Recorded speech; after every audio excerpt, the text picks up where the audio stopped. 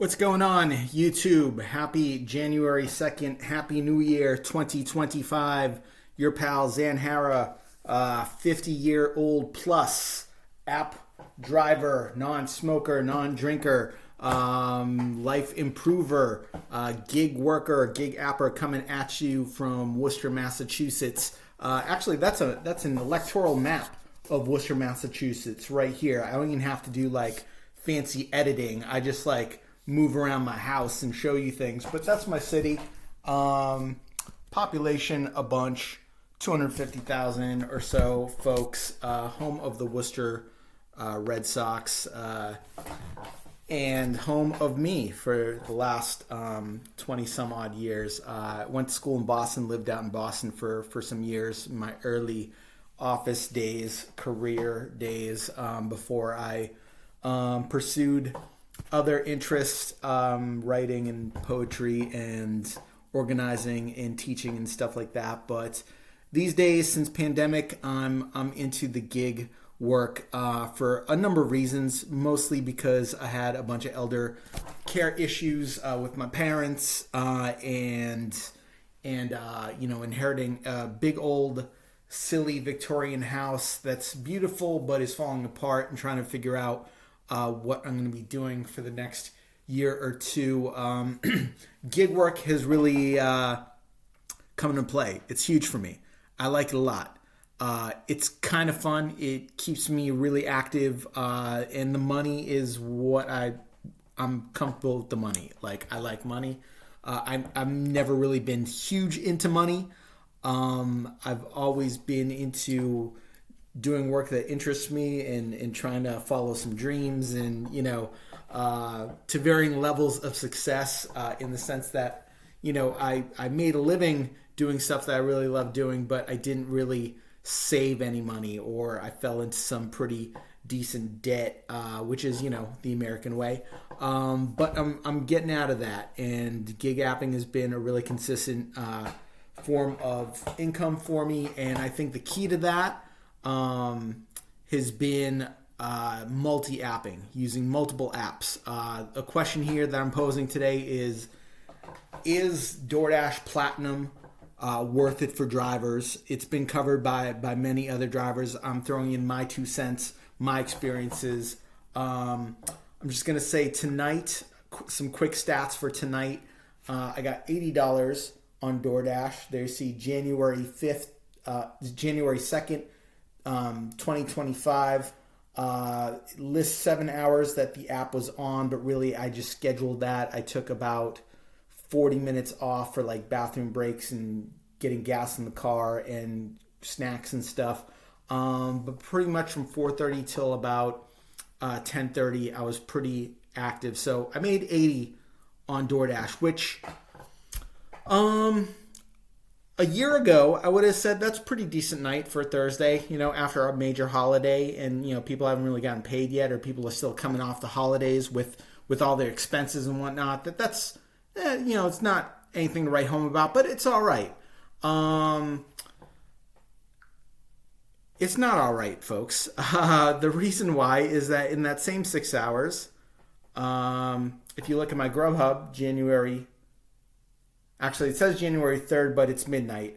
So basically January 2nd, today I got some additional monies. I actually got to scroll to yesterday, which is officially January 2nd. And you'll see I got $31.25. I sprinkled in 3 good Grubhubs, which is a lot for one shift, to even get 3 Grubhub orders worth taking. I guess 5 years ago, Grubhub was the gold standard. But nowadays, not so much. It's really fallen by the wayside from my understanding. But to me, it's really useful. It kind of fills in some of the cracks. And this is my Uber Eats activity tonight in that same time frame. Again, this is all Thursday, January 2nd, as you can see here. So it's $52. Several orders from that. I could break that down even more to show you earnings activity. Nothing too huge, but really consistently I'm taking over $10 orders Um, One interesting thing that happened tonight that multi-apping, if you do it right, you're going to like increase your earnings and increase your average pay.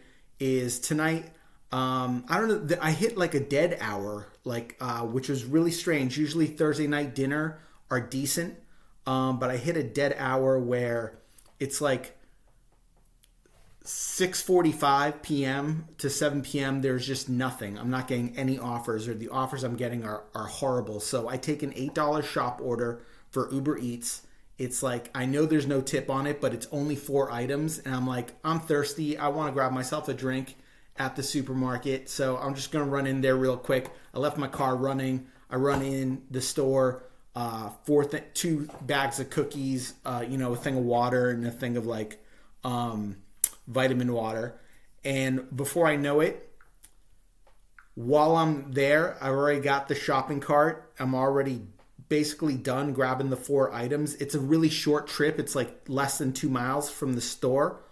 All of a sudden, DoorDash comes coming in at the bottom here with a $19 double order.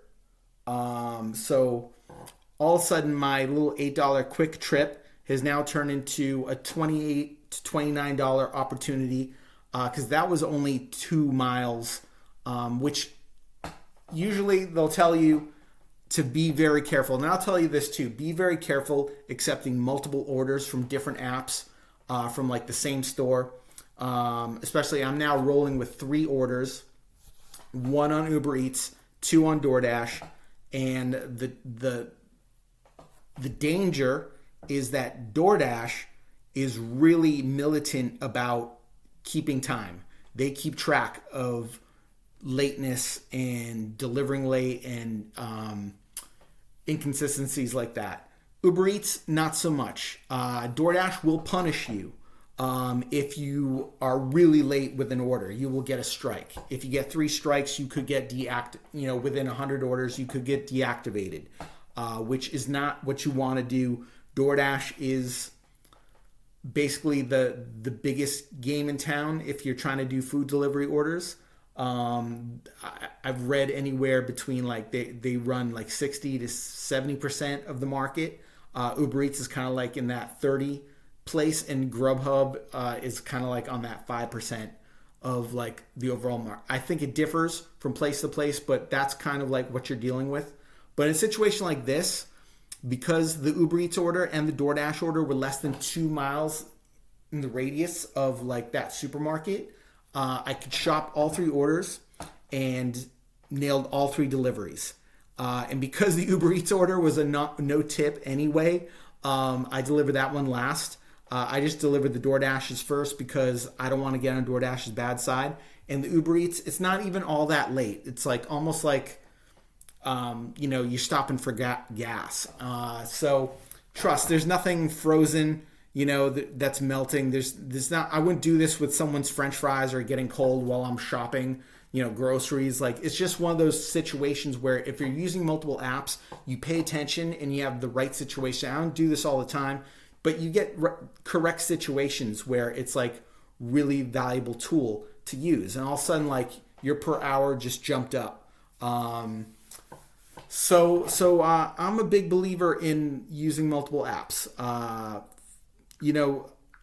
Like a year ago, I would get $80 in a night because I was just using one app, and I would just pretty much take whatever was sort of reasonable.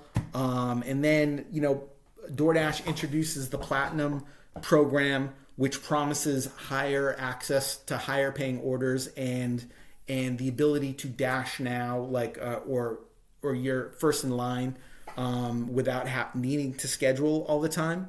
And it's true, like, you will get some higher paying orders than you would if you weren't a platinum status. How do you get platinum status? You got to maintain like 70% acceptance rate, 95% completion rate, and a good customer rating. And you have to have a rolling, 100 deliveries in the last 30 days, something like that. But the 70% acceptance rate is the one that multi-appers have a tough time really getting with, because they will send you some drag stuff.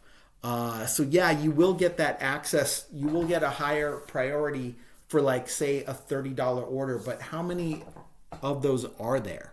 At the same time, you're going to have to do like a whole bunch of orders that you don't really want to do, that don't really make a lot of sense, that are going to take up a lot of your time and are going to keep you from getting good orders on Uber Eats, or even Grubhub will come through. And to me, it's just, I was platinum for a few months and I was just like, I found myself arguing with the algorithm. Like, that's Dottie DoorDash, you know, that's her name, that's who I argue with. And whatever earn by time is in your area was $15, $17. I believe that that's what DoorDash thinks you're worth. I think that's what they will like give you on average if you're thinking about hourly rates. And if you want to double that, or a chance of doubling that, or increasing that by 75%, I really, really, really think you got to like jump on and use some other apps. I'll stick with DoorDash because every now and again, and I'll show you another situation that I had tonight where out of nowhere, I shouldn't have access to this order. I don't understand why they gave it. Well, I do understand why they gave it to me. DoorDash is all about proximity. They will oftentimes give the order to the person who is closest because I think their mentality is, well, we would rather have the dasher sitting in the store waiting for the food to be ready, as long as like they're taking it right from the restaurant when it's done straight to the customer. That is the way that they look at this. So they don't care if they're giving you a pizza offer, right, that just came up on the pizza store's computer and you're standing right outside. They'll give that order to you and you'll go stand in the restaurant for 10, 15 minutes while a pizza bakes because, you know, they can't rush pizzas, nor should they. But tonight, I just happened to, it's luck. It's a slot machine. See that Boston Market? $10.75 base pay, $15 tip, $25.75 banger. It was a 13-mile drive out of zone up north, but basically it took about 24 minutes to drive it and to deliver, and maybe another 10 minutes driving back. That I had the option to switch zones, which I didn't do because I don't really care for that zone. But I just did the 10-minute trip back, and for me, it made sense because the Celtics were playing. They just started the game.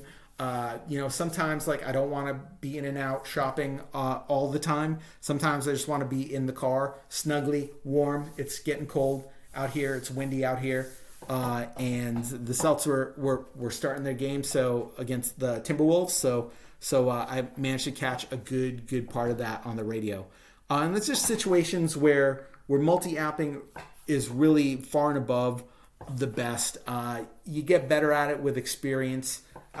When I first started, it kind of stressed me out. I didn't really know. I thought Uber Eats was garbage until I started watching Trevor's deliveries and saw that there were some true bangers on that. So those are my thoughts for today. Gonna really get at it tomorrow and probably do a 10-hour shift, and I'll report back. Meantime, hope you guys are safe. Hope y'all are having a good time in 2025, and I'll see you guys later.